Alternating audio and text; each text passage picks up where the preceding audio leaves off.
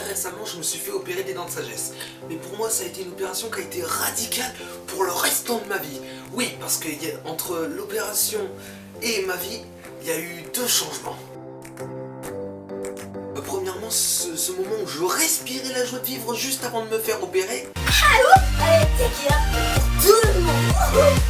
Et deuxièmement, ce moment où alors là, tout a basculé, j'étais fatigué, j'en pouvais plus, j'étais anéanti, littéralement, parce que oui, deux petites dents, ça peut faire très très mal. Tiens, si je jouais. Mais qui dit dents de sagesse dit douleur extrême, ce que heureusement j'ai pas subi parce que sinon j'aime autant dire je ne serais pas à faire cette vidéo. Déjà toujours avant la veille de l'opération, on te demande toujours de faire ce qu'ils appellent le lavage à la bétadine ou la désinfection intégrale. Chose horrible, ce produit qui ressemble à du sang que tu es obligé de t'étaler partout sur ton corps censé te désinfecter au maximum. Mais franchement, c'est qui a inventé ce produit qui pue la mort? Même à l'hôpital, ils ont cette odeur partout. Alors imaginez, vous vous faites opérer, il y a cette odeur partout. Vas-y, moi j'ai lâché, moi je me suis barré, et puis voilà, j'en ai marre moi. Et puis voilà, après l'étape du nettoyage, il faut que tu viennes à l'opération. Bon, ce moment a été plutôt dur pour moi à vivre parce que étant pétochard, j'ai eu extrêmement de mal à venir et encore à me préparer psychologiquement à l'opération, hein, voilà. Et franchement, merde, où est le principe de convoquer à 8 h et de faire passer l'opération à 11 h? Elle est où la logique dans tout ça? Franchement, après l'étape de la préparation psychologique, et aussi vestimentaire, bon ça par contre je vous en parle pas, vous connaissez. Il faut te faire prendre les anesthésiants. Non mais sérieux, c'est qui a inventé les anesthésiants quoi? Le Doliprane et le Dafalgan pouvaient aller se remballer, hein. C'était pas possible, hein. C'était pire. Surtout, je suis sûr que vous êtes pareil, les Doliprane et ça, y a pire, vous savez ce que ça fait comme goût. Mais vous savez quoi? Imaginez ça, fois 100, c'est la douleur que ça fait, voilà. Après normalement la prise des médicaments, t'as souvent les infirmières qui viennent te demander on va aller se préparer. On te fait changer de lit, on te perfuse. Oh ça la perfusion, Si la perfusion c'est au moment où on vous hospitalise, on vous fait des trous là partout dans le corps. Moi tiens regarde, avec après l'opération je ressemblais à un gruyère sur les bras, c'est pas possible quoi. Est-ce qu'il savait piquer? Non, je me demandais même pas.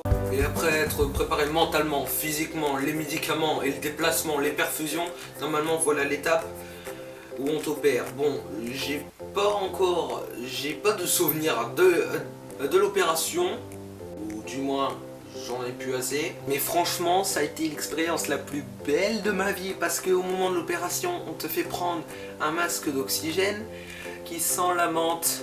Dommage, j'aime pas la menthe. Et moi, le seul souvenir que j'ai de ça, c'est que avoir respiré, et puis après, plus rien. Non, normalement, après l'opération, on te demande si tout va bien. Bon, j'allais pas répondre que ça allait pas bien parce que sinon j'allais les vexer, hein. Voilà. Tu commences à te réveiller, t'es fatigué, tu sais pas pourquoi, tu viens de sortir d'un sommeil artificiel, tu sais même pas où est-ce que t'es. Oh là là, c'était juste horrible, mais s'il fallait que je le refasse, je le referai pas. Non, je le referai pas, non. C'est pas possible, je le referai jamais parce que c'est peut-être la pire douleur que tu peux avoir ensuite quand tu te fais opérer. Non mais sérieux, c'est qui le connard qui s'est dit un jour oh mais tiens, si ça se trouve, il y a beaucoup de gens qui vont avoir resté dans là et puis si ça se trouve, ça va les gêner donc on va le retirer. Et moi j'ai eu le droit à ce qu'on me les retire, connard. Moi j'ai eu le droit parce que j'avais 14 ans, moi j'ai eu le droit parce que j'ai un appareil. Et du coup, qu'est-ce que je fais? Je souffre encore. Vous savez pas Une fois que t'es réveillé, normalement, on te fait repartir. On te fait repartir chez toi en espérant que toi, tout va bien, tu peux retourner chez toi sans aucun problème. Bon, c'est ce qui s'est passé, fort heureusement. Mais franchement, ça a été peut-être la semaine la plus dure de toute ma vie. Non mais franchement, il fallait que je fasse une sorte de régime au yaourt. Ou à la nourriture molle, c'est pas grave, c'est pas un problème.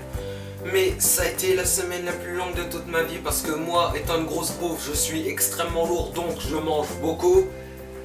Ça a été dur pour moi, j'étais pas prêt pour ça de toute façon. Je peux même vous dire hein, combien j'en ai eu. Alors j'ai pris 29 danettes en une semaine. Non mais vous savez faire ça? Ah non, parce que moi je peux le faire par contre. Hein. Non mais sérieux quoi. C'est pas possible, non, moi si j'avais pas eu des neurones en acier, je serais mort. Enfin bref, le plus important c'est que je peux me dire que le fait de me les avoir fait retirer, je suis, on va dire, je vais trouver le mot, vous en faites pas. Hein. Et que je suis libre pour le restant de ma vie, et comme vous le voyez depuis à mon avis le début de l'épisode, c'est que je suis équipé d'un appareil dentaire. Bon, ça fera peut-être l'objet d'une prochaine vidéo, je ne sais pas pour l'instant, on va écarter de ça. Et du coup, l'avantage c'est que on les a fait retirer au départ, c'était pour qu'on ait plus de place pour la mâchoire du bas. Et donc maintenant, on va pouvoir continuer ma chirurgie dentaire, si je peux dire ça. Et du coup, comme ça, au moins, l'avantage c'est que je pourrais finir beaucoup plus tôt, je serais beaucoup moins emmerdé. Et ça, franchement, ça va être super parce que ça fait 2 ans et demi que j'attends de pouvoir être libre de cette machine-là. Comme ça. Ah mais oui, mais hormis le régime là qu'on te fait faire avec les yaourts ou la nourriture molle, tu gonfles pendant un instant, tu commences à ressembler à un hamster avec des gros joues, ta gueule de melon, tu fais quoi avec ça? Donc moi pendant une semaine j'ai dû rester chez moi parce que j'avais honte de sortir avec une gueule de hamster. Mais même si mes proches me disaient oh mais t'inquiète mon chéri, de toute façon personne ne le remarquera vu que il n'y a que toi et moi qui sachons que tu viens de te faire opérer, donc personne ne verra que tu as des grosses joues. Je me disais tout en fond de moi, mais non, moi c'est pas possible, tu comprends maman, moi j'ai un truc à respecter, j'ai une esthétique de gueule à respecter. Tant que je n'aurais pas dégonflé, je ne sortirais pas de chez moi. Enfin bref. En tout cas je suis sûr de pouvoir être libre. N'oubliez pas de vous abonner, de mettre un petit like. J'ai récemment ouvert mon Twitter. Bon, je suis pas encore très actif parce que j'ai pas encore compris le principe, mais je vais bientôt trouver. Et donc sur ce, je vous dis à la prochaine pour une prochaine vidéo. Vous savez tout. Allez, à plus.